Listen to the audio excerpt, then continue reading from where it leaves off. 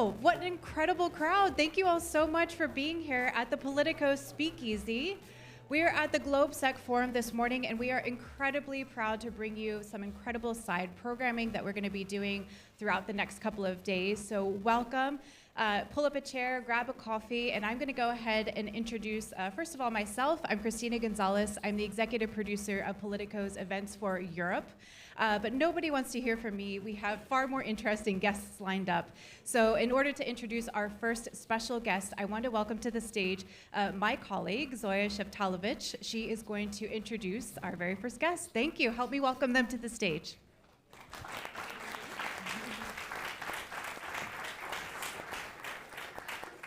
Good morning, folks. Thank you so much for joining us today, especially when the main stage entertainment is also very good. This is a great sign.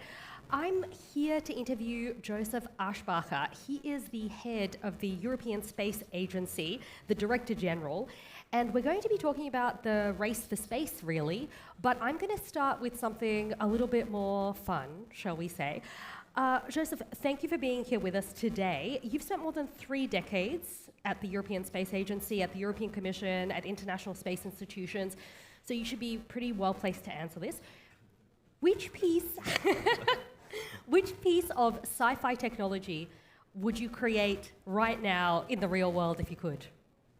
Oh, that's a tough one. So first of all, thank you, Zoya. I'm very happy to be here. Which piece of space sci-fi technology?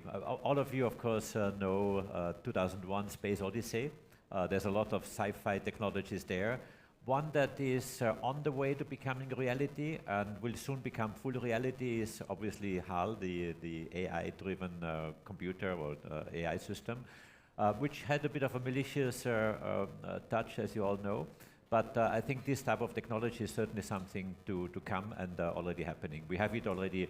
We have AI on our space missions. We have one that goes to an asteroid, the Hera mission, which is fully capable of detecting its environment, seeing, because it goes actually to two asteroids. It's a pair of asteroids, one flying around the other one. And an asteroid is not just a simple rock. There are rocks around it, so it's really quite dangerous, if I may say, for a satellite to fly there. And the AI system, of course, coupled with sensors, need to detect where are we, what do we need to do, and to make a decision on the spot whether I can now fly here, can release one of the other satellites to land on the surface. And if we wouldn't have AI and onboard decision making, you couldn't do that, because then you would collide, because the signal from the satellite to Earth and back takes more than 20 minutes. So you cannot wait 20 minutes for a decision, so it has to be done on the spot. So AI is everywhere, and yes, the Space Odyssey has shown this many years ago. It's quite impressive how visionary this movie was, and now these pieces of science fiction or mystery becoming reality. So we're living science fiction. Well, speaking of living science fiction, Elon Musk and SpaceX, they have transformed essentially the whole field of space now. And they've put a lot of this really key technology, which used to be mainly concentrated in government hands, into private hands. Are you concerned about the fact that some of the key leaders in the industry are actually, well, billionaires and not governments? Not at all. I think that's exactly what we want to achieve. And I think NASA has done a tremendous job to really create this environment through what is called the COTS program, where they really have been encouraging industry to develop technology where NASA and other public entities, Space Force and other US government entities have become the customer. And they said, look, I don't want to design the rocket from beginning to the end myself. I would like to be a customer. I want to buy launch services, and I let industry to take the initiative. And this is exactly what happened. Of course, now we are 24 years in the making of it, of SpaceX, but that's exactly what NASA was promoting, to have themselves as a customer, as a very sophisticated, intelligent customer of space hardware, space infrastructure to develop. And yes, this is also what we do in Europe.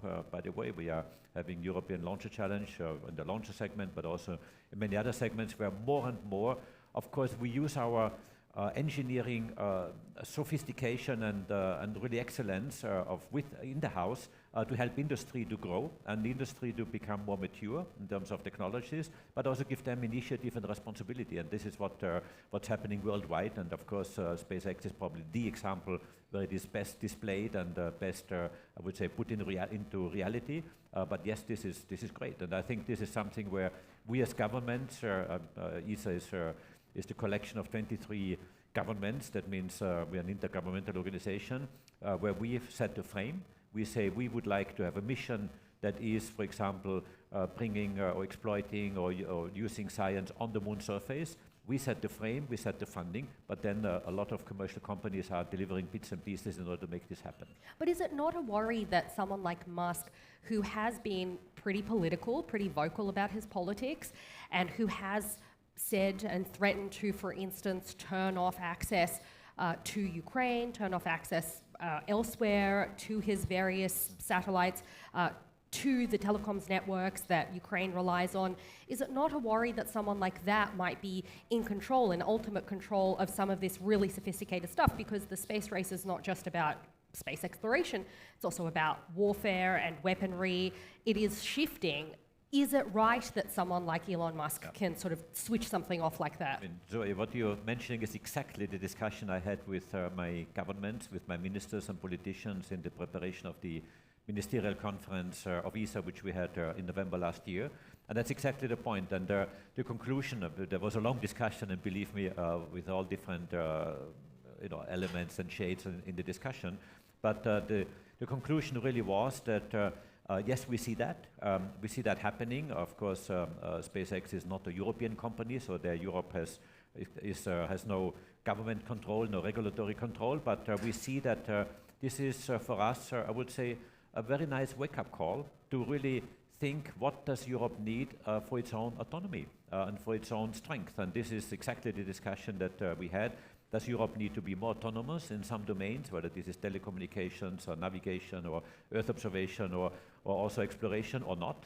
And this question is being debated right now. But I have to say that I was having very intense, really good discussions with the politicians to see all that. And the result actually has proven that, yes, the answer was very clear, very loud. Yes, Europe needs more autonomy. We need to step up to strengthen our capabilities, and that's what we have done. We've got 31% more budget at the ministerial in November compared to the previous ministerial, 31%. In times like these, where the economies of many countries are really, really under pressure, is a huge signal, a very clear signal that yes, Europe needs to step up and needs to really participate much more actively in this space ecosystem that is developing. It is a huge boost to the budget, but nonetheless, Europe is certainly starting from behind here. Is it possible to catch up at this point? Because the US, China, they've been investing heavily for a while, working with companies like SpaceX, the Chinese sort of state-controlled entities as well. Like, can Europe get there? I mean, don't make me frustrated by putting the picture so clearly in front of me, but yes, it is a huge catch-up that we have to do. I'll give you the figures just to make it very clear. If you take the public funding in space worldwide, it's about 120 billion. 60% of it is spent in the United States by NASA, by the Space Force, and by other public entities. 60%. Europe is about 10%. So you see the ratio, the relationship. That means that Europe has 1/6 of the funding in the public side in space. Globally, on the ratio between public and private funding is about 80% public, 20% private, because also many of the services private companies are offering are paid by governments, either defense or other public services. So that means the public sector is the driving element of defining space activities worldwide, and there Europe has a huge gap to fill and to step up. And so if the factor is 1/6, how can you catch up? And this is exactly your question. You can catch up with three things. Of course, number one, more funding, and this is what we are actually successfully pursuing now. ESA ministerial I mentioned, but also nationally, there's a lot of funding now spent in some of the countries. I take Germany as one example, 35 billion within 5 years on space for defense. It's quite remarkable, but also other countries, even the country here, Czech Republic, but also Spain, Poland, Italy, and many, many other countries are really investing very significantly, France, by the way, as well. So this is happening. So funding, yes, but we have to be faster and more bold in order to do that. Number two, acceleration. Speed. And this is something where Europe really has to make a change. This is a mindset change, and this is a cultural change that we need to apply. I do it within ESA, the European Space Agency. I'm accelerating processes within ESA, but of course this is the whole space ecosystem that needs to be accelerated. And number three, defragmentation, or sometimes I call it a bit less polite, debureaucratization, that we need to be less bureaucratic, simpler, but still of course having quality and accountability as pillars that we should not touch and should have always consider as our guiding principles. But within this we can debureaucratize and simplify a lot. And this is also necessary. And there again, Europe has to really make a huge change. If we are not making big changes, we will never catch up. We will always run behind, and this is of course a big risk. And this is exactly what we are discussing with decision makers to do. We have, I think, if I may say so, and this is obviously driven also by the international situation you have outlined very clearly, we have in Europe now really recognized the severity and the need to accelerate. Sometimes I say Europe has a beautiful, a sleeping beauty, very beautiful, very sophisticated, excellent industry, excellent capacities, but a bit slow. And I think this sleeping beauty is now really waking up and starts running. And this is what happens. And I think this is, yes, I'm certainly help accelerating from my side, but this needs many people and many entities to really work along the same line. Do you think, considering that context and considering the fact that we've now seen from the war in Ukraine the extent to which space is becoming a militarized space, really, do you think Europe has it in itself to get to the point where it can compete from that perspective? Because we all know that Europe is trying to prepare to be self-sufficient in the defense industry in the next few years. They've set various targets, 2030, 2035.